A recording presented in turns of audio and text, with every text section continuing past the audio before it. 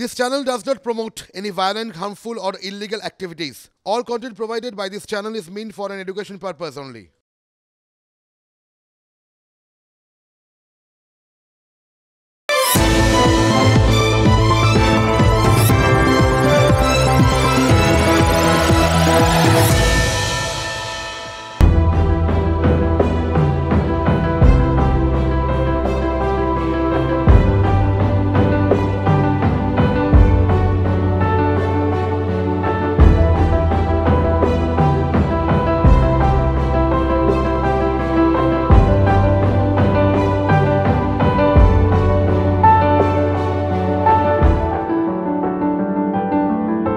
কেউ যদি বেশি খাও খাবার হিসেব নাও, কেননা অনেক লোক ভালো করে খায় না। খাওয়া না খাওয়ার খেলা যদি চলে সারা বেলা, হঠাৎ কি ঘটে যায় কিচ্ছু বলা যায় না। তবু কিছু কথা তো বলতেই হবে, যে কথাগুলো না বললেই নয়। দেখুন, বেশি খেলে কি হয় তার একটা উদাহরণ আপনাদের দিতে পারি। আমাদের কি হয়, নর্মালি বেশি খেলে বদহজম হয় বা আইঢাই হয়, এই সমস্ত হয়টাই আর কি। সবার কি তাই হয়?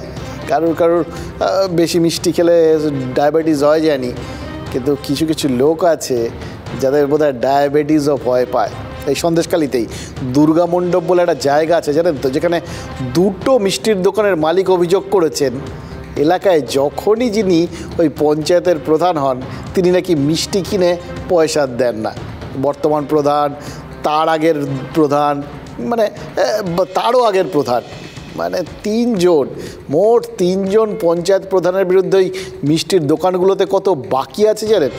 সবাই নাকি মিষ্টি খেয়ে গেছেন আর টাকা দেননি, এটাই অভিযোগ করেছেন ওই মিষ্টির দোকানের মালিকেরা।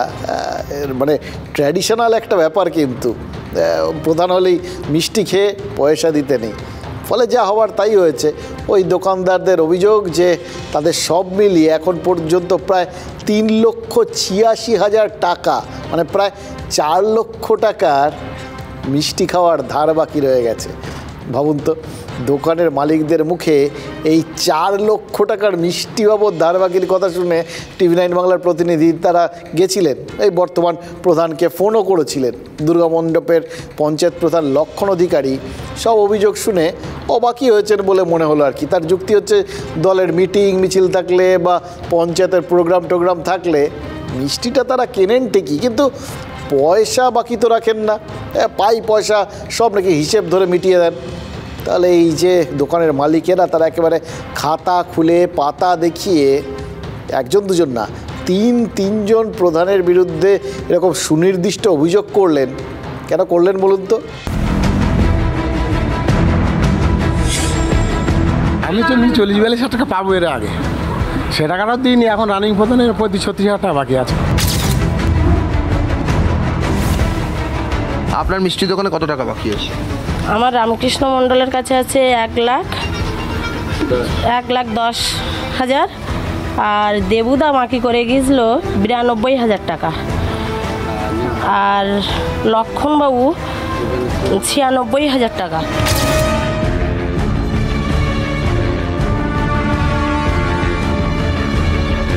লক্ষণবাবুটা কে?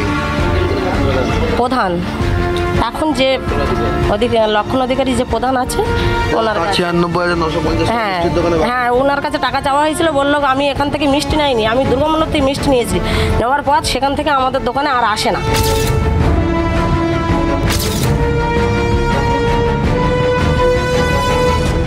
আমার জানা নেই ওটা, আমি তখন তো আর ছিলাম না, আমি কি করে বলবো বলুন দিদি। আমি যেখান থেকে ছিলাম আশা করি সেই পরিস্থিতি নেই, আর আমরা অত বাকি জীবনে করিনি আর করবো। 2.5 লক্ষ টাকা বাকি। সব মিলিয়ে বারবার একই অভিযোগ উঠছে তৃণমূল নেতাদের বিরুদ্ধে। মডেল একজন শিবু হাজরা, আর তার মাথায় শেখ শাহজাহান। তো এখন তো সব জায়গায় ধার দেনা সমস্ত মিটিয়ে দেওয়া হয়েছে। হ্যাঁ, আমি কাল বলেছিলাম প্রধান অফিসে, আমি যে তো সন্দেশখালী টাকা পয়সা দেওয়ার জন্য জমা দিচ্ছে কাগজপত্র, তো আমরা কি জমা দেবো? তাহলে আমি বিডিও অফিস থেকে ঘুরে আসি, আমি বলবো এখন। তো কী অবস্থা বলুন তো, মানে এত মিষ্টি খেলে, এবং এই যেহেতু ধার বাকি আছে না, ওই জন্যে বোধহয় যদি কেউ সত্যিই ধার বাকি রেখে থাকেন তাহলে বোধহয় ডায়াবেটিস হয় না, নইলে অনেক কিছু হয়ে যেতে পারে। আবার বলছি, দেখুন সবটা অভিযোগ কিন্তু এখন অবধি। সত্যি এই এলাকার মিষ্টির দোকানে তৃণমূল নেতারা 3,86,000 টাকা আদৌ বাকি রেখেছেন কি না, কেন তারা এই সমস্ত অভিযোগগুলো তুলছেন, কেন এই খাতার পাতায় পরপর তারিখ দিয়ে দিয়ে সব লেখা টেখা আর কি, এগুলো সবই তদন্ত সাপেক্ষ, প্রমাণ সাপেক্ষ। প্রমাণ হলে ঠিক, প্রমাণ না হলে মিথ্যে। এবার ওই সন্দেশখালিতে সবই যে অন্য নিয়মে চলে, তো তাই তার ফলে মাঝে মধ্যে আর কি এই ব্যাপারগুলোকে খুব উড়িয়েও দিতে পারি না। এই ভূপতি মণ্ডল বলে এক মিষ্টির ব্যবসায়ীকে তো বলতে শুনলাম, তিনি নাকি পঞ্চায়েত প্রধানকে জিজ্ঞাসা করেছিলেন। সবই তো মানে এই শিবু হাজরার কাণ্ড কারখানা দেখে বা শাহজাহানদের কাণ্ড কারখানা দেখে তারা দেখেছেন যে যে যা করেছেন সব দায় গিয়ে চেপেছে এখন সরকারের ঘাড়ে। তারা এখন সবার ওই গুণাগার দিচ্ছেন, যে যা কিছু করেছে। ওই ক্যাম্প ট্যাম্প বসেছে, তারা সেখানে লোকজন দরখাস্ত দিচ্ছেন। তা এরাও তাই ভেবেছিলেন যে এই ফাঁকে যদি এই মিষ্টির বাকির টাকাগুলো পাওয়া যায়, তা ওই ভদ্রলোক, ওই মিষ্টির দোকানের মালিক, তিনি নাকি পঞ্চায়েত প্রধানকে জিজ্ঞেস করেছিলেন যে বকেয়া টাকা চেয়ে বিডিও অফিসে গিয়ে দরখাস্তটা জমা দেবেন কিনা। সবাই যেরকম দিচ্ছে আর কি, মানে এমনি এরকম চিন্তাভাবনা সন্দেশখালীর মানুষের মনে আসাটা কিন্তু খুব স্বাভাবিক, তাই না? সবারই টাকা পয়সা গেছে, সবাই ওখানে গেছেন। সন্দেশখালীতে অভিযোগ গ্রহণ কেন্দ্র খুলে ফেলেছে পুলিশ প্রশাসন, এই এতজনের টাকা পয়সা গেছে বলেই তো, এতজনের জমি জমাত গেছে, তাই এই জন্যই তো।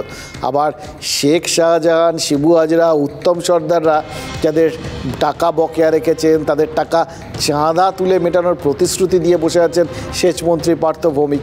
কাজেই সন্দেশখালীর দুর্গা মণ্ডপে এই মিষ্টির দোকান যারা চালাচ্ছেন, তারা ভাবতেই পারেন প্রশাসন হোক বা শাসক দল, যে কোনো একজন কারোর কাছে গেলে তাদের এই অভিযোগের নিশ্চয়ই নিষ্পত্তি হবে। আর যেই হোক, টাকাটা যদি মিটিয়ে দেওয়া হয়, ব্যাস, তাদের তো আর কোনো অভিযোগ নেই, তাদের এই একটাই চাহিদা। আমরাই আপনাদের শুনিয়েছিলাম যে সন্দেশখালীর মানুষজন কি অভিযোগ করছেন, শুনেছিলেন তো? আপনারা শুনেছিলেন যে মানুষজন দাবি করছিলেন শেখ শাহজাহান, শিবু হাজরার বাহিনী নাকি 100 দিনের মজুরিতেও ভাগ বসিয়েছেন। মিষ্টিতেই যখন ভাগ বসিয়েছেন, মজুরিতে ভাগ বসাবে না আর কি। আজ সন্দেশখালীতে 100 দিনের বকেয়া মেটানোর কাজ কিন্তু শুরু করে দিয়েছে প্রশাসন। কিন্তু এরকম করে আর কত বকেয়া মেটাতে হবে বলুন তো? কেনই বা এরকমভাবে প্রশাসনকে এইভাবে বকেয়াগুলো মেটাতে হবে? দায় কেন ঘাড়ে নিতে হবে? আজকেও বেরমজুর, ঝুপখালির থেকে কানমারি পর জায়গা বিক্ষোভ হচ্ছে। এত বিক্ষোভ টিক্ষোভ দেখে কি বোঝা যাচ্ছে বলুন তো? বোঝা যাচ্ছে সন্দেশখালীতে এই দামোদর শেঠের মতো খাইয়ে দাইয়ে লোকের অভাব নেই। 100 দিনের কাজ হোক বা আবাস প্রকল্প বা সেখান থেকে জমি, ভেরি, মিষ্টি, লাখ-চারেক টাকার মিষ্টি, এরকম আরও কত কিছু যে তারা ওই দামোদর শেঠের মতো খেয়ে হজম করে দিচ্ছেন বলে অভিযোগ উঠছে। তার ফর্দ যদি বানাতে বসতে হয় 1 ঘন্টায় কেন, অনেক ঘন্টাতে হয়তো শেষ হবে না। সেটা বুঝেই কি প্রথম থেকে এইভাবে অস্বীকার করছিল তৃণমূল? যে এত কিছু মানে হয়তো নিজেরাই বুঝেছিল যে নিতে গেলে এত দায় নিতে হবে, সম্ভব নাকি? কুণাল ঘোষের মতো তৃণমূল নেতারা বলেছেন যে কেন 5ই জানুয়ারি ইডি সার্ভেরিয়ায় ওই শাহজাহানের বাড়িতে যাওয়ার পর থেকে এত অভিযোগ উঠছে, আগে কেন ওঠেনি? কেন বামেরা, মানে ধরো ঠিক আছে, সবাই বলছিলেন যে এখানকার মানুষজন ভয় টয় পেয়ে যেতেন না, থানায় যাননি, থানায় নিত না, সব ঠিক আছে। যারা বিরোধী দল করেন, এই বামেরা, বিজেপির লোকেরা, তাদের তো লোকজন রয়েছে ওখানে, তারা কেন এই অভিযোগগুলো তোলেননি? সব অভিযোগগুলো কেন ওই কোথাও গিয়ে ইডি গিয়ে মার খেয়ে আসার পর যখন থেকে বাঘ এলাকা ছাড়া তখন থেকে উঠতে শুরু করেছে? সঙ্গত প্রশ্ন, এই প্রসঙ্গ তো উঠবেই, এবং এই প্রশ্নগুলো তো উঠবেই যে সন্দেশখালীর প্রাক্তন বিধায়ক নিরাপদ সর্দার, তিনি যখন এখন হয়তো জেলে টেলে গেছেন, আগে তিনি কি চুপ করে বসেছিলেন? তো তিনি যদি থেকেই থাকেন একটা সময়ের ওখানে বিধায়ক এবং তৃণমূল আমলেও বিধায়ক ছিলেন, অভিযোগ করেননি কেন? কেন তিনি বলেননি যে এই অভিযোগটা এইরকম জায়গায় নারী নির্যাতন হচ্ছে, জমি নেওয়া হচ্ছে, টাকা নেওয়া হচ্ছে, চুপ করেছিলেন কেন? যেটাকে একটা কুৎসিততম জায়গায় নিয়ে যাওয়া হচ্ছে, সেটা কিন্তু ঠিক নয়। যদি ঠিক হয় তাহলে এতদিন আলিমউদ্দিন স্ট্রিটে মোহাম্মদ সেলিম, সুজন চক্রবর্তী, নিরাপদ সরকারকে পাশে নিয়ে সন্দেশখালীর আঞ্চলিক কমিটির রিপোর্ট দেখিয়ে কেন বললেন না ওখানে বছরের পর বছর নারী নির্যাতন চলছে? কেন বললেন না? এই শেখ শাহজাহান তো শোনা যায় এক সময় নিরাপদ সর্দারের সঙ্গে একসঙ্গে দল করেছেন। তখন শাহজাহান নিরাপদও ছিল, এখন আপদ হয়ে গেল। কুণাল ঘোষ চ্যালেঞ্জের সুরেই কথাগুলো বলেছিলেন। তার হয়তো মনে হচ্ছিল যে সত্যিই যদি সন্দেশখালিতে মহিলাদের মান সম্ভ্রমগুলো নষ্ট হয়ে থাকে তাহলে কি আর কেউ চুপ থাকতো এতদিন ধরে? তৃণমূল রাজ্য সম্পাদকের এই চ্যালেঞ্জিং টোন শুনেই সম্ভবত সিপিআইএম নেতারা একদম প্রমাণ করতে একদম উঠে পড়ে লেগেছেন। জানেন তো যে 2011 থেকে 16 সন্দেশখালীর বিধায়ক থাকাকালীন এই নিরাপদ সর্দার বিধানসভায় কিভাবে সরব হয়েছিলেন তার প্রমাণ তারা তুলে ধরছেন। তারা অভিযোগ করছেন যে সন্দেশখালীর মানুষের ওপর অভিযোগের কথা নাকি বিধানসভায় তুলতে চেয়েছিলেন নিরাপদ সর্দার, বারবার বলেছিলেন, কিন্তু তাকে পরিষ্কার করে বলতে দেওয়া হয়নি। সন্দেশখালীর প্রাক্তন বিধায়ক নাকি এই অভিযোগগুলো তুলে ধরা শুরু করলে বিধানসভার মাইকের সুইচ পর্যন্ত অফ করে দেওয়া হয়েছিল বলে দাবি করছেন বামেরা যে সময়ের কথা বলছেন সেই সময় বিধানসভার ডেপুটি স্পিকার ছিলেন সোনালী গুহ। তিনি অবশ্য এই মুহূর্তে আবার বিজেপির সঙ্গে রয়েছেন, কিন্তু বিরোধী ভাব বা শত্রু আমার বন্ধু এরকম থিওরিতে তো রাজনৈতিক নেতারা বোধহয় বিশ্বাস করেন না আর কি। এটা বোঝা যাচ্ছে যখন সোনালী গুহ স্বয়ং এই বামেদের অভিযোগগুলোকে একদম উড়িয়ে দিচ্ছেন।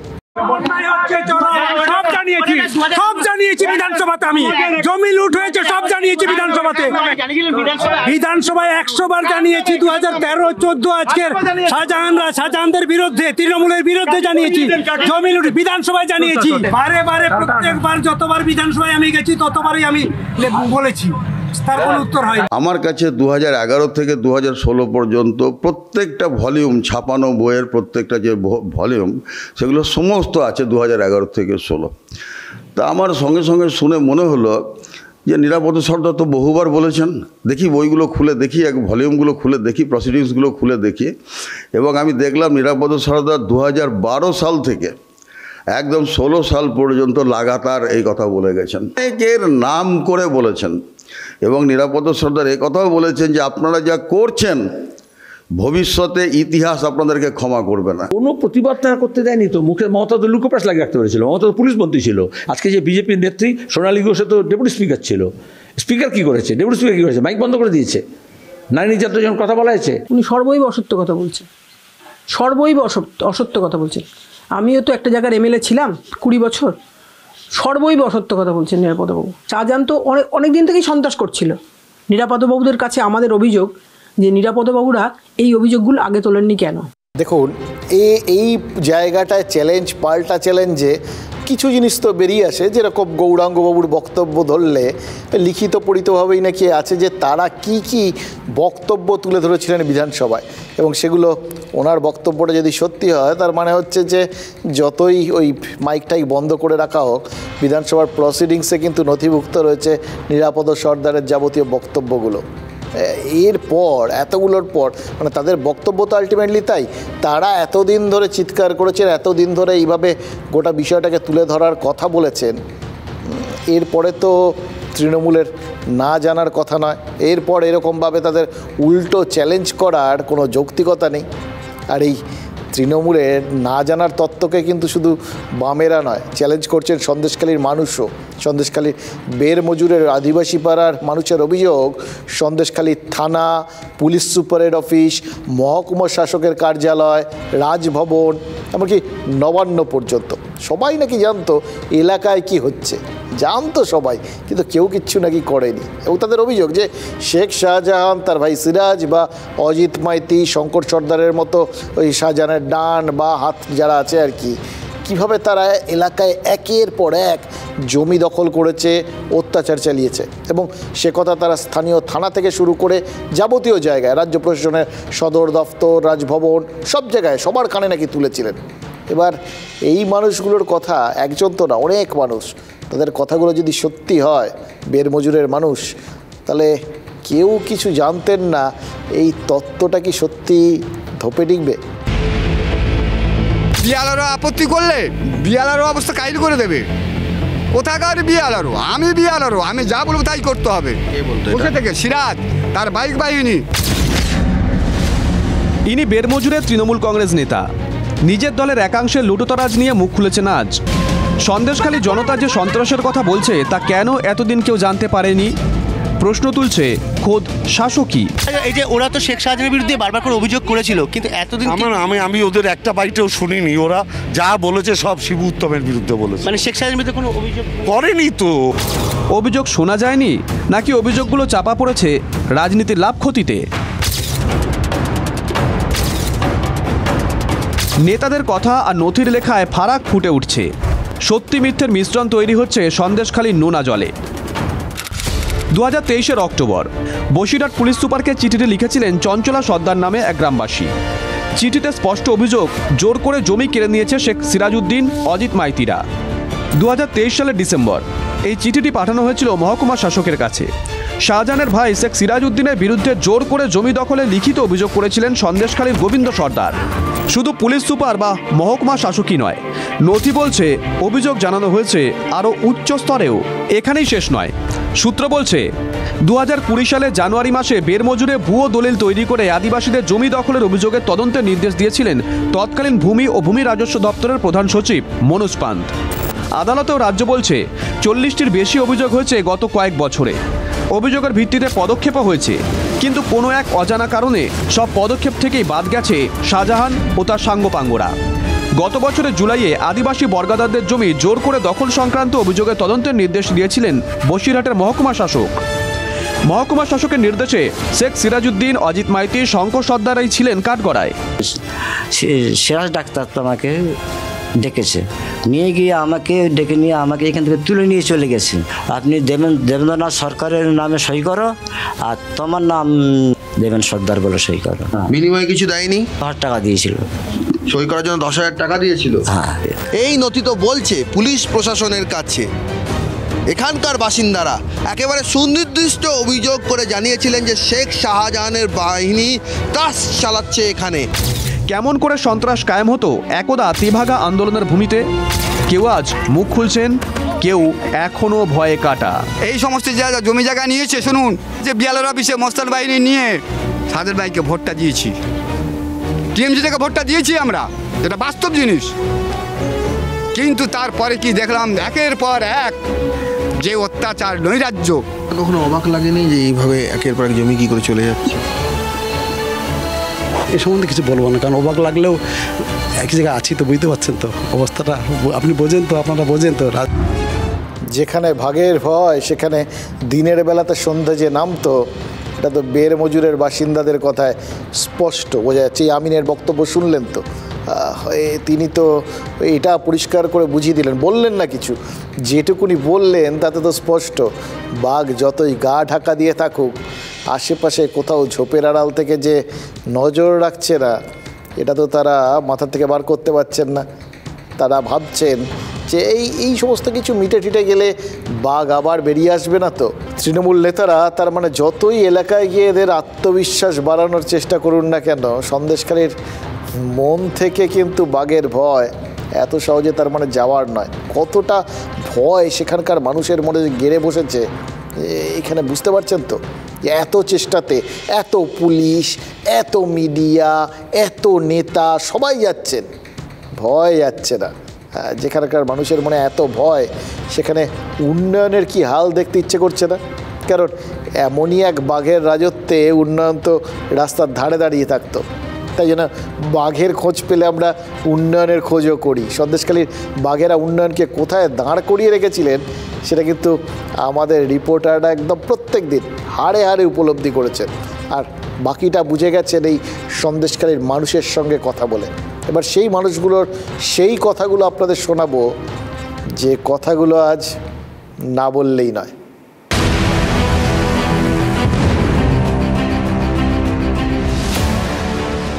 সে ছোটোবেলায় পড়েছিলাম, মনে পড়ছে জানেন তো, water water everywhere but not a drop to drink.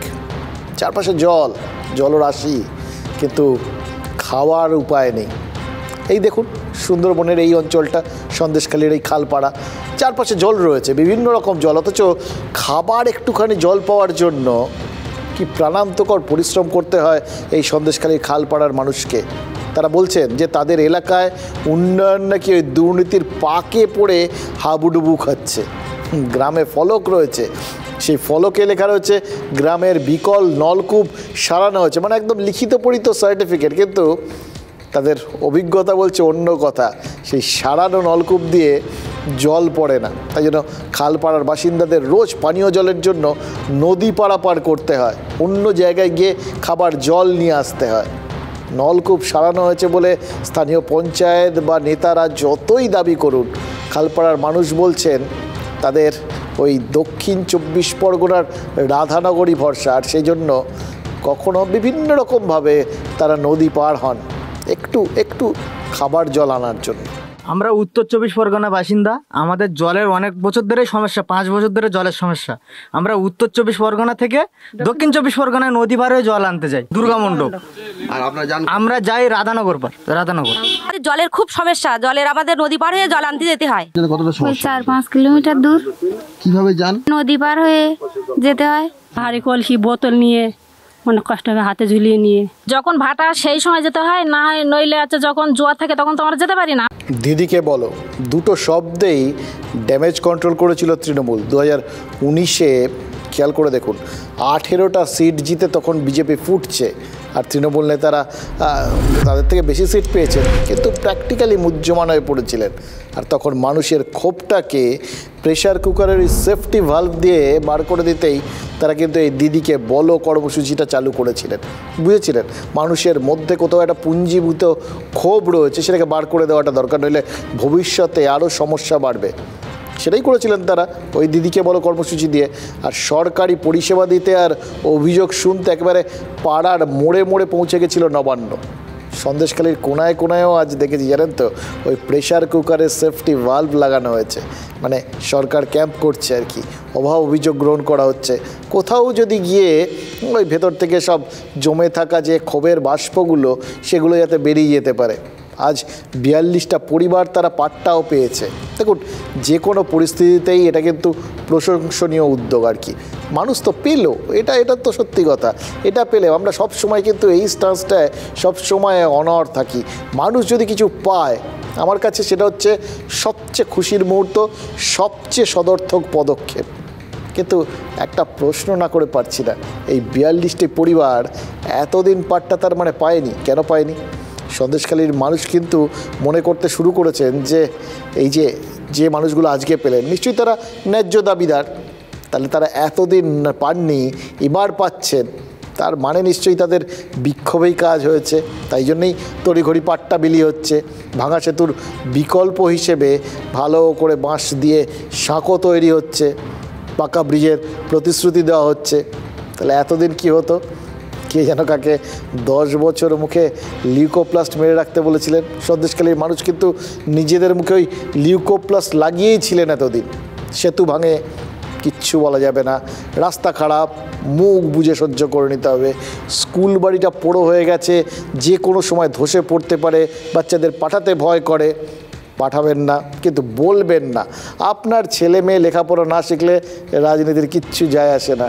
আপনি শিক্ষিত হলেও আপনার ভোটের যে মূল্য, মুখ্য হয়ে থাকলেও ভোট মূল্য তাই আপনার ছেলেমেয়েরা শিক্ষিত হবে না হবে তাই নিয়ে কেউ বিন্দুমাত্র চিন্তিত নয়। তাই সন্দেশখালীর এই বেরমজুরে ওই পোড়ো বাড়িতেই স্কুল চলেছে, আর বাবা মায়েরা তারা ওই সাহস বুকে করে, এটা এই সাহসটা তাদের করতে হয়েছে যে ছেলেদের ভবিষ্যতের জন্য তাকিয়ে, মানে যদি পড়াশুনো না শিখে বেঁচে থাকে তাহলে সেটা তো এক ধরনের মৃত্যুরই সমান নয়। তাই আর কোনো চান্স নেননি তারা, ও ক্ষেত্রে সাহস করে তারা বাচ্চাদের ওই স্কুলে পড়তে পাঠাচ্ছেন। কিন্তু এই সাহসটা নেই যে স্কুল বাড়ির গিয়ে নিয়ে সরকারের কাছে গিয়ে অভিযোগ করবেন। রাস্তা তৈরি হয়নি, কিন্তু পথশ্রী সাইনবোর্ড বসে গেছে দুর্গানগরে। এটা একটা ভালো স্টাইল, জানেন তো। দেখালাম যে পানীয় জলের কল খারাপ, কিন্তু সার্টিফিকেট বসে গেছে, মানে ওই বড় করে সাইনবোর্ড বসে গেছে, কল সারাই হয়ে গেছে, কোথার থেকে কারা করেছে সব লেখা হয়ে গেছে। সুতরাং ধরে নিতে হবে আপনাকে সারাই হয়ে গেছে। জল যদি নাও পড়ে তাও সারাই হয়ে গেছে, এবং সারাই হওয়ার কৃতিত্ব যাকে দেওয়ার তাকে দিতে হবে, আর অভিযোগ করা চলবে না। ঠিক সেরকম পথশ্রী সাইনবোর্ড যখন পৌঁছে গেছে, যখন বসে গেছে, তখন তো দুর্গানগরের মানুষজনকে ধরে নিতে হবে যে তাহলে সাইনবোর্ডটা যখন বলছে রাস্তা হয়ে গেছেই, আপনি দেখতে পাচ্ছেন না, আপনার দেখার ভুল, কিন্তু রাস্তাটা আছে, হয়ে গেছে। ওটা তাহলে সাইনবোর্ড বসতোই না। আগে সড়ক তৈরির কাঁচামালে ভেজাল দেওয়ার কথা শুনতাম, এখন দেখছি সাইনবোর্ডটা মানে রাস্তাটা পুরোটাই ভেজাল আর কি, সাইনবোর্ডটা আছে শুধু, আর কিচ্ছু নেই।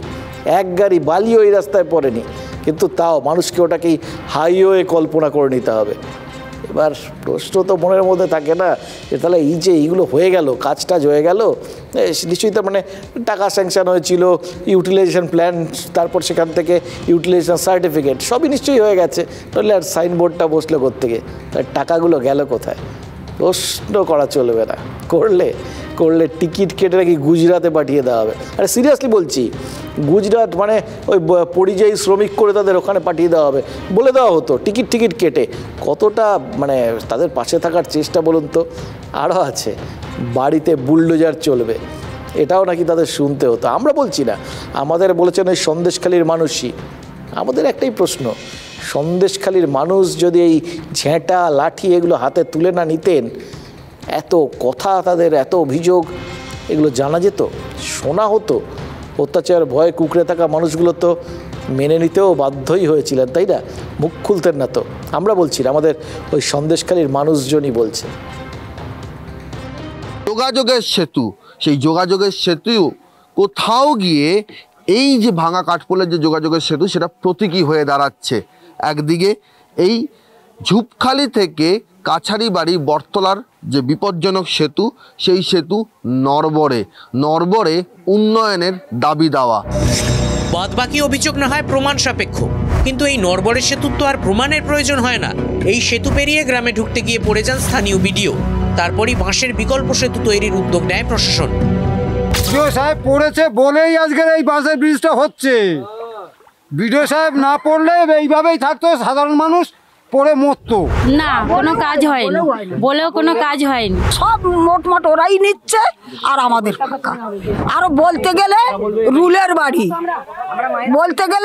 বাড়ি, হয়তো ব্রিজের টাকা পয়সা এসে গেল, ওরা খাওয়া খাওয়ি করে নিল, আমরা হাত মুঠো করে এপার ওপার বসে থাকলাম। আমরা যে আবেদন করলাম, বলছে হ্যাঁ রাস্তা হবে বলে, ওরা কি বললো যে পরের পঞ্চায়েতে হবে। আমরা তো ভোট দিতেই পারলাম না, আমাদের তো ভোটের কোনো প্রশ্নই আসে না। আরও উপরন্ত আমাদের উপরে টার্গেট যে ঘর বাড়ি ভাঙবো, বুলডোজার দিয়ে, তোমরা জিসিবি গাড়ি দিয়ে তোমাদের হাতে টিকিট ধরিয়ে দেবো, গুজরাটে পাঠিয়ে দেবো। দেখতে পাচ্ছ পাশে কিরম হচ্ছে, ওই দেখতে পাচ্ছ ভাঙিপাড়ায় কি হচ্ছে। আমাদের হাতে সাদা, বলে মেয়েদের হাতে সাদা থান ধরিয়ে দেবো যদি ভোট না দাও। কাঠের ভাঙা সেতুর সঙ্গেই মানানসই গ্রামের রাস্তা। রাজ্যের স্বনামধন্য প্রকল্প সম্ভবত সন্দেশখালীর গ্রামে পৌঁছতে গিয়ে রাস্তা হারিয়ে ফেলেছিল। অনেক জায়গায় গেছি, অনেক জায়গায় বলেছি, এরা আমাদের কোনো কথাবার্তা নেই। বিপজ্জনক কাঠপোলের পাশাপাশি রাস্তাও তো বিপজ্জনক। সবই বিপজ্জনক, শুধু রাস্তা বিপজ্জনক, আমরাও বিপজ্জনক। এই রাস্তায় হাঁটতে গিয়ে পার অবস্থা কি হয়েছে দেখুন, খালি পায়ে হাঁটতে গিয়ে। এখানে আন্দোলন না হলে আমরা বাঁচতে পারবো না। দুর্গা মণ্ডপ তুষখালী এলাকায় উন্নয়নের সাইনবোর্ড রয়েছে, উন্নয়নকে খুঁজে পাওয়া যাচ্ছে না। যেখানে উন্নয়নী সাইনবোর্ড হয়ে রয়েছে, পথশ্রী প্রকল্পে 41,77,963 টাকা বরাদ্দ, 28শে মার্চ 2023 সালে কাজ শুরু, কাজ শেষ, ... উন্নয়ন এখানে ডট। বোর্ড আনলো, এখানে বোর্ডটা খাড়া করলো, করে দেখলাম 5-7 জন লোক আসলো, ওরা একটা মোবাইলে ছবি করে নিয়ে বলল, কাকু আজকের মিস্ত্রি আসেনি, মালপত্র আনা হয়নি, জমানো যাচ্ছে না, আপনার বাড়ির মধ্যে রেখে দিচ্ছি। রাস্তাটা আজকের 20-25 বছর ওইভাবে পড়ে আছে, অনেকবার হয়তো স্যাংশন হয়েছে। ওদের মনে হয় কিছু একটা শরবত টরবত খেতেই চলে গিয়েছে। এটা হলো হাতির দাঁতের মতো, হাতির দাঁত যেরকম বার হলেই দেখানোর মতো থাকে, তা বোর্ডটা ঠিক ওই রকম হাতির দাঁত, রাস্তা হয়নি। সিপিএমের আমলে যা ইটি রাস্তা যা করেছিল, যাতে মানুষ যাওয়া আসা করছিল, এই ইটি রাস্তাটা ইটগুলো তুলে নিয়ে তো এখন সাধারণ মানুষ যাওয়া আসা করতেই পারে না। টাকা কোথায় যায়? বাসিন্দারা বলছেন টাকা কোথায় আবার যায়, টাকা যেখানে যাচ্ছে সেখানেই যায়। ওইটা আমি তাহলে আবার একবার তদন্ত করে দেখবো যে ওটা কি হয়েছে। জানা আবার তদন্ত করে দেখবো। সন্দেশখালীর প্রান্তিক এলাকায় শিক্ষার হালও বেশ নড়বড়ে। বেরমজুরের স্কুল বাড়ি জল হাওয়ার সঙ্গে রীতিমতো যুদ্ধ করে দাঁড়িয়ে রয়েছে।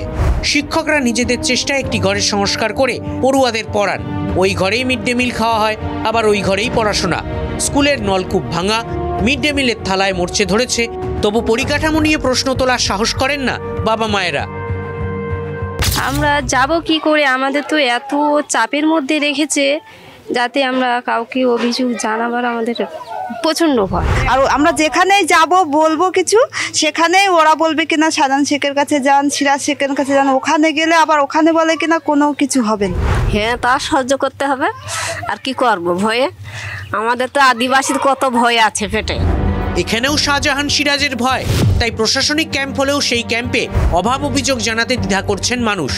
এরপর কি খেরোর খাতা মিলিয়ে কাউকে দাবি করতে শোনা যাবে কোনো অভিযোগ জমা পড়েনি? অতএব সব মিথ্যে প্রচার হচ্ছে।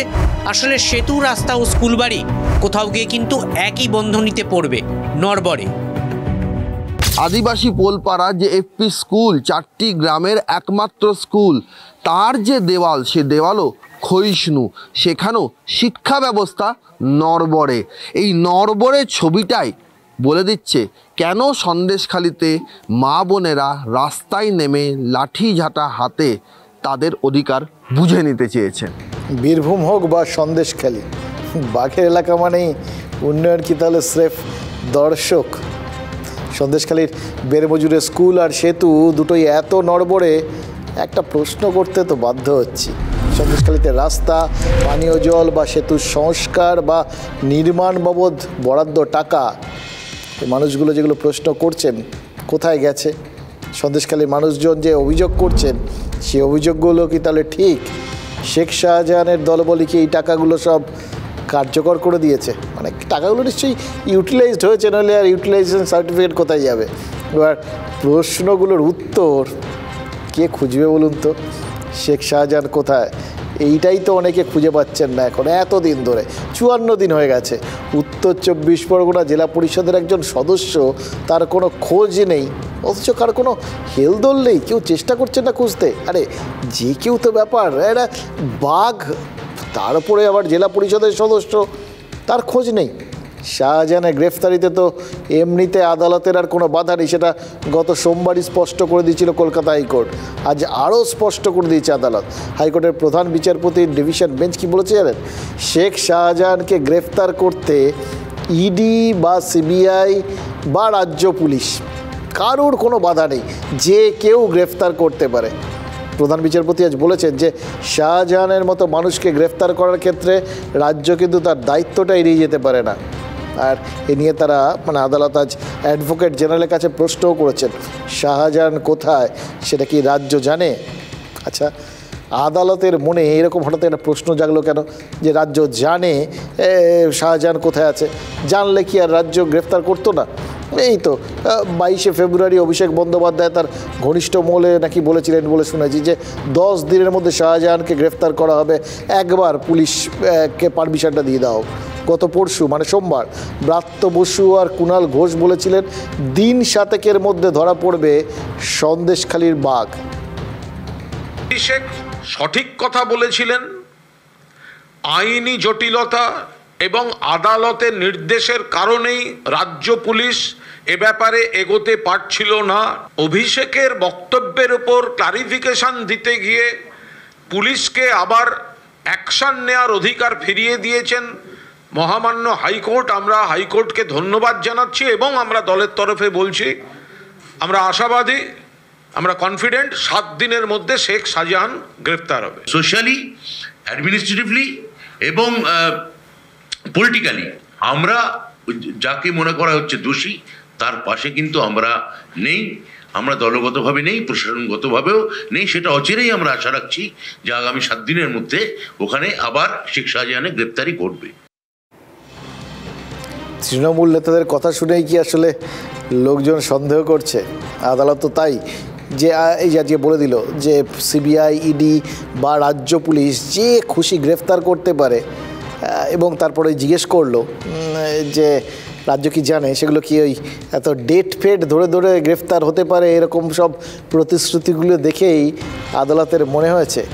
ইন্টারেস্টিং প্রশ্নটা। কিন্তু আরেকটি জিনিস মনে হচ্ছে জানেন তো, আদালত খুব মেটিকুলাস এই সমস্ত ব্যাপারে, বুঝে গেছে এই সমস্ত ডিল করতে করতে যে এখন যা নির্দেশ দিতে হবে সেগুলোকে না একদম পুরো ইঞ্চি ইঞ্চি মেপে পুরো নির্দেশ দিতে হবে, কোথাও ফাঁক রাখা চলবে না। ওই যে দেখেছিলেন ওই বলা হয়েছিল শাহজাহানের বাড়ির চারপাশে সিসি ক্যামেরা লাগাতে হবে, ক্যামেরা লাগানো হয়েছিল, ইলেকট্রিকের কানেকশান দেওয়া হয়নি, কারণ বলা হয়নি। তো সেই ঠেকে শিখেছে আর কি, সেই জন্য একদম পরিষ্কার করে দিয়ে প্রথমে বলেছিল ধরতে পারে, কোনো বাধা নেই। এবার মনে হচ্ছে যে কোথাও গিয়ে ও ধরতে পারে বলে এ বসে থাকছে, বা এ পারে বলে এ যাচ্ছে না, এরকম সব কোনো কনফিউশন যেন না থাকে।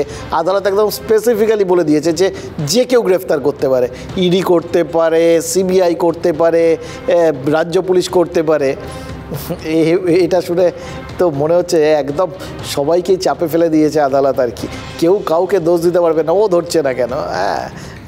জানতে ইচ্ছে করছে জানেন তো, এইরকম সিচুয়েশানে শাহজাহানকে কে আগে ধরবে, ইডি সিবিআই নাকি রাজ্য পুলিশ, নাকি সবাই পেহলে আপ করবে? তৃণমূল এতদিন বলেছে আদালত ছাড়পত্র দিলেই শাহজাহানকে ধরে ফেলবে পুলিশ, বিরোধীরা বলেছে সন্দেশখালীর মানুষ বলছে তারা সব জানে, বারবার করে শুনিয়ে দিচ্ছে কোথায় শাহজাহান আছে।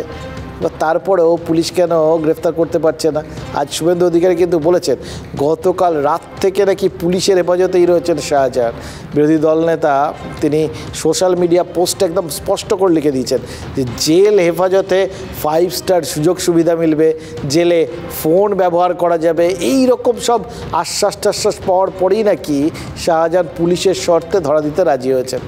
আচ্ছা, এইগুলো কি মানে যেরকম বর্ণনাটা না মনে হয় যে একদম সবাই একদম প্রত্যক্ষদর্শী রেখে সব কাজকর্ম করেছেন আর কি।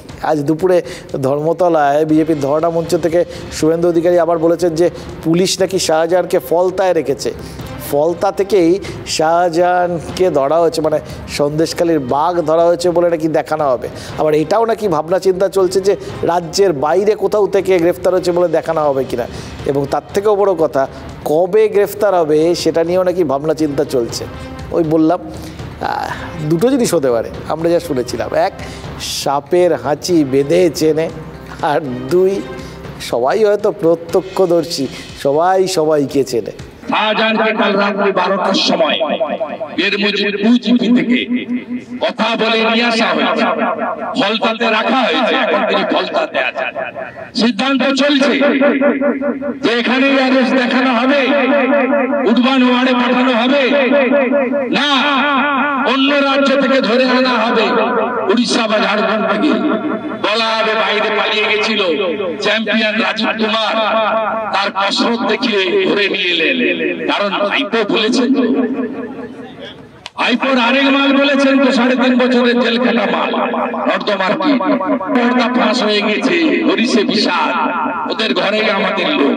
শাহজাহান বলে যে ব্যক্তি, সেই ব্যক্তি দীর্ঘদিন তিনি সিপিএম করেছেন, পরবর্তীকালে তিনি যখন তৃণমূল কংগ্রেসে আসেন তখন তিনি শুভেন্দুরই ঘনিষ্ঠ ছিলেন, শুভেন্দুর সঙ্গে ছবিও পাবেন। ফলে শাহজাহান কি করে, কেন করে, কোথায় থাকে, এটা শুভেন্দু অধিকারী সবচেয়ে বেশি বলতে পারবে, সেগুলোই ওর মুখ থেকে বেরিয়ে যাচ্ছে। আমি শুধু বলবো যে এত টুইট, স্টেটমেন্ট, প্রেস কনফারেন্স না করে শুভেন্দু যদি শাহজাহান কোথায় আছে জেনে থাকে, সেটা সিবিআই আর ইডিকে বলে দিক, আর সিবিআই ইডি তাকে ধরে আনুক, ব্যাপারটা মিটে যায়। শাহজাহানের মালিক যদি শুভেন্দু হয়, অভিষেক আছে, কিন্তু জয়েন্ট ভেঞ্চার, দুটোর পেছনটা রসুনের মতো এক জায়গায় বাঁধা আছে, আলাদা হতে পারে। ইডি খুঁজছে, সিবিআই খুঁজছে, সেন্ট্রাল গভর্নমেন্টের, পুলিশও খুঁজছে, কিন্তু পাচ্ছে না। অথচ তার মুভমেন্ট তৃণমূলের নেতারা জানেন, বিজেপির নেতারা জানেন। নামে এটা পোশাকি নাম বিজেপি নেতা, আসলে বর্তমান তৃণমূল নেতাও জানেন, প্রাক্তন তৃণমূল নেতাও জানেন।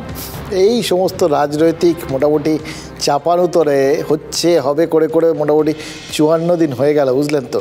শাহজাহানকে নিয়ে কোনো ভবিষ্যৎবাণী কিন্তু আজ পর্যন্ত ফলেনি। এতদিন ইডি দাবি করছিল যে রাজ্য পুলিশের হাত থেকে গ্রেফতারির দায়িত্ব তাদের দেওয়া হোক, কারণ এনফোর্সমেন্ট ডিরেক্টরেটের সন্দেহ ছিল যে পুলিশ ধরলে শাহজাহানকে লঘুধারায় ধরবে। হাইকোর্ট তো সে রাস্তাটা খুলে দিয়েছে। ইডি এমনকি সিবিআইও শাহজাহানকে গ্রেফতার করতে পারে এই ছাড়পত্র তো দিয়ে দিয়েছে। এবার তৃণমূল নেতারা বলেন যে ভোটের আগে কেন্দ্রীয় এজেন্সির তৎপরতা বাংলায় নাকি আরও বাড়বে, এরকম তারা ভবিষ্যৎবাণী করে ফেলেছেন। হ্যাঁ, সবার মুভমেন্ট জানেন, দেখুন খেয়াল করে। সেই তৎপরতাটা শাহজাহানকে গ্রেফতারির মধ্যে দিয়ে কি শুরু হবে নাকি ইতিমধ্যেই শুরু হয়ে গেছে? শুনেছি এই চিটফান্ড মামলায় নাকি রাজ্যের ক্রীড়ামন্ত্রী অরূপ বিশ্বাসকে তলব করেছে ইডি। ক্রীড়ামন্ত্রী নাকি কিছুদিন সময় চেয়েছেন। তাহলে কি সত্যি লোকসভা ভোটের আগে বাংলায় তৃণমূল নেতাদের বিরুদ্ধে কেন্দ্রীয় এজেন্সিকে কাজে লাগানো শুরু হয়ে গেল? কেন্দ্রীয় স্বরাষ্ট্রমন্ত্রী কিন্তু TV9-এর কনক্লেভে বলেছেন যে রাজ্যে মন্ত্রীর বান্ধবীর ফ্ল্যাট থেকে 50 কোটি টাকার বেশি নগদ আর সোনাদানা উদ্ধার হয়, সেই রাজ্যে কেন্দ্রীয় এজেন্সি ছুটে বেড়াবে না তো কোথায় যাবে? ये हमारा भ्रष्टाचार के विरुद्ध अभियान है। मंत्री के घर में तृणमूल कांग्रेस के घर से 51 करोड़ रुपया कैश मिले, गिनने के लिए मशीन कम पड़ जाए, गर्म हो जाए मशीन SBI की, और वो कहेंगे हम पर कार्यवाही न करो भैया।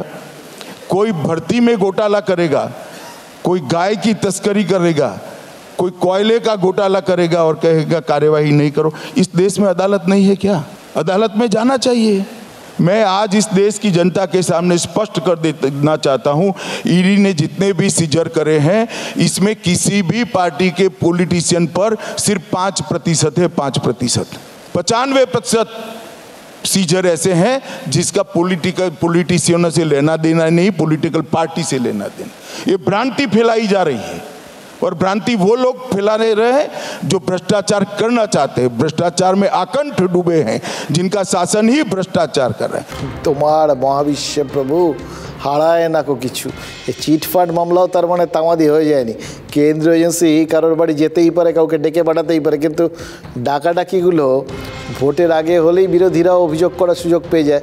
কিন্তু শুনলেন তো স্বরাষ্ট্রমন্ত্রী কী বললেন, মাত্র যতগুলো জায়গায় নাকি এজেন্সি যায় তার মাত্র 5% হচ্ছে রাজনৈতিক নেতা, বাকি সব অন্যান্য জায়গায়।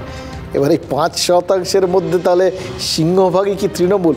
কারণ খেয়াল করে দেখুন তার আগের যা বক্তব্যগুলো, তার মধ্যে কিন্তু যা উদাহরণ দিয়েছেন সব তৃণমূল নেতার নামে বলেছেন। ওই তৃণমূল নেতার বাড়িতে টাকা পাওয়া গেছে থেকে শুরু করে বিভিন্ন কিছু তিনি বলেছে, এবং সঙ্গে সঙ্গে এটাও চ্যালেঞ্জ, পাল্টা চ্যালেঞ্জ।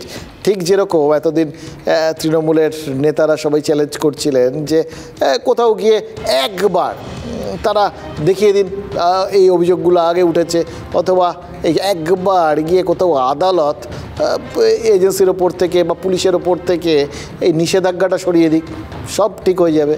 ঠিক সেরকম তিনিও কিন্তু চ্যালেঞ্জটা একটা ছুড়েই দিলেন, জানেন তো, যে তা সব তো আদালত খোলা আছে, যান না, সেখানে কেন যাচ্ছেন না। এই চ্যালেঞ্জ আর পাল্টা চ্যালেঞ্জ, এটাই হচ্ছে রাজনীতির একমাত্র USP। এর মাঝখানে আমি আপনি সাধারণ মানুষ খালি পিংপং বলের মতো ইধার উধার করে যাব।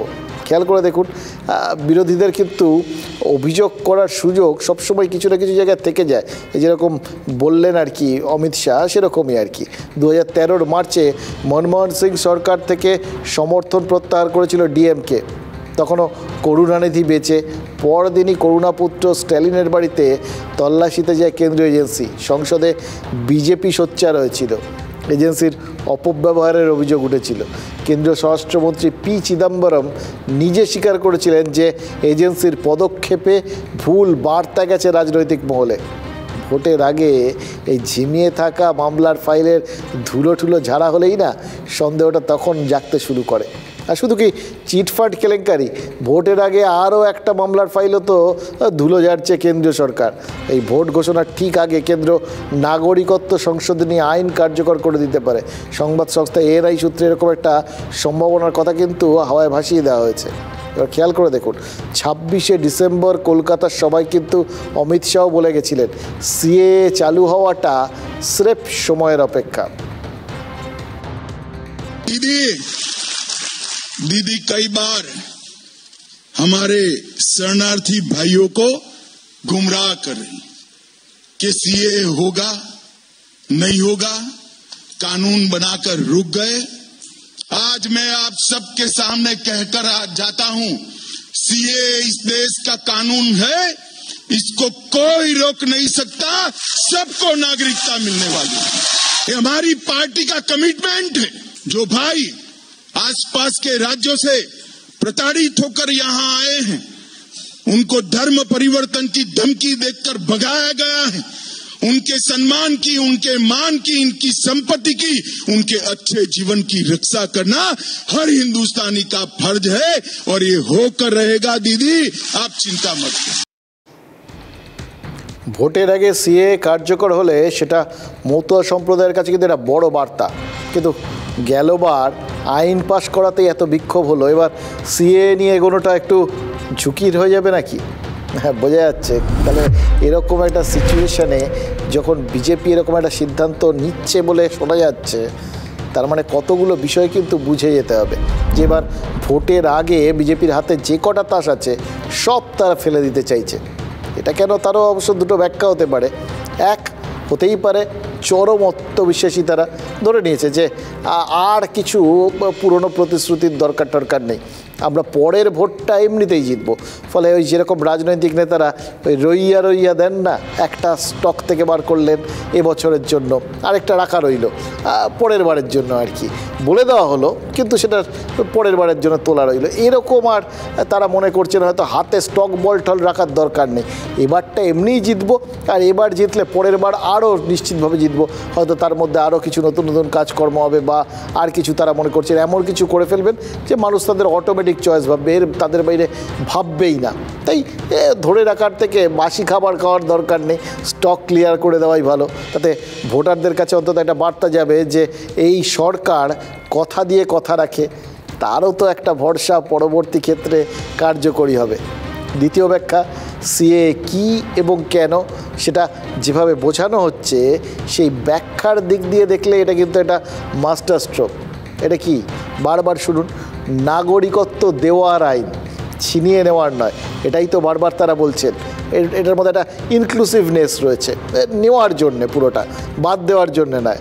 2016 সাল থেকে ভারত এই ইউএন রিফিউজি উইংয়ের মেম্বার, সদস্যভুক্ত দেশগুলো সেখানে কিন্তু এটা স্বীকার করে নিচ্ছে শৈশবোধ করে যে ধর্মীয় কারণে যারা নির্যাতিত সেই রিফিউজিদের পাশে দাঁড়ানোটা কর্তব্য। সেদিক থেকে দেখলে সিএর মাধ্যমে তাদেরও বার্তা দেওয়া গেল যে ভারত কমিটির বিধিটাকে ফলো করছে। তার সঙ্গে এই বার্তাটাও যায় যারা নিপীড়িত অন্য কোনো জনগোষ্ঠীর জন্য যারা এতদিন ধরে কোণঠাসা ছিল তাদের সংযুক্ত করা হচ্ছে, ইনক্লুড করার জন্য। একটা বড় জনগোষ্ঠীর কাছে তো এটা বড় প্রাপ্তি, অন্তত ভোটের আগে। কিন্তু সংখ্যাটা খেয়াল করে দেখুন, হয়তো এখানে আমরা মতুয়ার হিসেব করছি বা এখানে রাজবংশী হিসেব হবে, এরকম কিছু কিছু হবে। গোটা ভারতের রেসপেক্টে এই সংখ্যাটা কি বিরাট? তাহলে এটা নিয়ে হইচই কেন? তার কারণ যার ক্ষেত্রেই এটা কার্যকর হোক না কেন, বার্তাটা বা তার প্রভাবটা কিন্তু পড়বে বাকি সমস্ত মানুষজনের ওপর। তারাও কিন্তু কোথাও গিয়ে যে তাদের জন্য একটা বৃহত্তর জনগোষ্ঠীর জন্য কাজ করা হচ্ছে, এই বার্তাটা পেয়ে যাবেন। আর একটা জিনিসও আছে, ইনক্লুশন মানে কি, মানে কাউকে নেওয়া হবে এরকম ব্যাপার তো। কাউকে নেওয়া মানে কাউকে তো না নেওয়াও, আর কাউকে দেওয়া মানে কাউকে তো না দেওয়াও। এই জায়গার থেকেই কি বিরোধী দলগুলো কোথাও গিয়ে মানে অন্তত এই মন্ত্রেই বিরোধিতার রাস্তা খুঁজছে? এই শাহজাহান শেখ 2-3 বছর আগের থেকেই হাজার হাজার রোহিঙ্গা মুসলিমকে বাংলাদেশ থেকে নিয়ে এসেছিল, ওখানে ক্যাম্প লাগিয়েছিল, জেলা পরিষদের তরফ থেকে সমস্ত খরচা দিয়ে ক্যাম্প রেডি করা হয়েছিল। পরবর্তীকালে নদী পার করে ট্রাকে ভরে ভরে এই রোহিঙ্গাদের সারা ভারতবর্ষে ছড়িয়ে দিয়েছে। সবাই ওখানকার পুলিশ জানে, জনতা জানে, মমতাও জানে। ইলেকশন আসলে কা কা করে ডাকে। বসন্তের কোকিল দেখেছেন তো, যেই বসন্তকাল আসে কুহু কুহু করে ডাকে, তারপরে পালিয়ে যায়। কোকিল কাকের বাসায় জন্ম নেয়, কাক তখন বুঝতে পারে না, কিন্তু কোকিলের বাচ্চারা যখন বড় হয় তখন সে কিন্তু আসল কোকিল, তার রূপটা প্রকাশিত হয়। সে কোকিলের ঘরে আবার ফিরে যায়। কাজেই নির্বাচনের আগে কিছু লোক আসে, মিথ্যে বলে, উল্টো পাল্টা বলে, মানুষকে ভুল বোঝায়। তাদের ভুল চক্রান্তে পা দেবেন না। বিজেপি বলছে আমি নাগরিকত্ব দেওয়ার জন্য বসে আছি, এটা বিভ্রান্ত করার চেষ্টা। এবার ভোটের আগে গোজামিল দিয়ে একটা কোনো রুলস ফ্রেম করে বলবে আমি তোমাদের সাহায্য করবো, এটা ভোটের জন্য। 5 বছর বলেনি কেন, এখন বলছো কেন? ভোটের জন্য। মুখ্যমন্ত্রী বলছেন ভোট এলেই নাকি মিথ্যে প্রতিশ্রুতি দেয় কেন্দ্র। এবার কেন্দ্রীয় সরকার বা বিজেপি যাদের নিতে চায়, ইনক্লুড করতে চায়, মমতা বন্দ্যোপাধ্যায়ের বার্তা তো তাদের উদ্দেশ্য করেই, তাই না? লোকসভা ভোটের আগে বিজেপি কথা রাখতে চলেছে এই ভেবে সেই জনজাতি গোষ্ঠী যাতে মনস্থির না করতে পারে, সেজন্যই কি মুখ্যমন্ত্রী সংশয় তৈরি করতে চাইছেন? দেখুন, 1 মার্চ থেকে বাংলায় কার্যত ভোট প্রচার শুরু করে দিচ্ছেন প্রধানমন্ত্রী। শুক্রবার নরেন্দ্র মোদীর সভা রয়েছে আরামবাগে। 40 বছর পর কোনো প্রধানমন্ত্রী আরামবাগে জনসভা করতে আসছেন। কেন এত জায়গা থাকতে লাস্টে আরামবাগ স্ট্র্যাটেজিক জায়গা। 2019-এর লোকসভা ভোটে আরামবাগ কিন্তু সেখানে কিন্তু কান ঘেঁষে জিতেছিল তৃণমূল, একটুর জন্য বিজেপি হেরে গেছিল। 2021-এ এই আরামবাগ মহকুমার সবকটা বিধানসভাতেই বিজেপি এগিয়েছিল, ফলে হুগলির এই আসনটা কিন্তু বিজেপির টার্গেট। তারা মনে করেছে যে একটু ধাক্কা দিলেই এখানটার থেকে তারা বেরিয়ে যেতে পারে। এবার সন্দেশখালির প্রভাব আরামবাগেও পড়েছে বলে নাকি কেন্দ্রীয় নেতৃত্বকে অলরেডি রিপোর্ট পাঠিয়েছেন রাজ্যের বিজেপি নেতারা। টার্গেট ফিক্স করে ফেলেছে জাতীয় নির্বাচন কমিশনও। 1 মার্চেই রাজ্যে তো আসছে কেন্দ্রীয় বাহিনী। রাজ্যের প্রত্যেক জেলায় অন্তত 5 কোম্পানি করে বাহিনী থাকবে।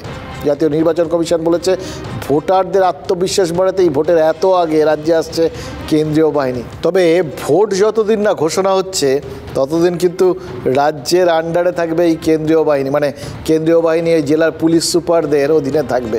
তাহলে ঠিক কবে থেকে এই কেন্দ্রীয় বাহিনীকে দেখে মানুষজনের আত্মবিশ্বাস বাড়তে শুরু করবে বলুন তো? এটাও কিন্তু এই ভোটের একটা বড় ধাঁধা।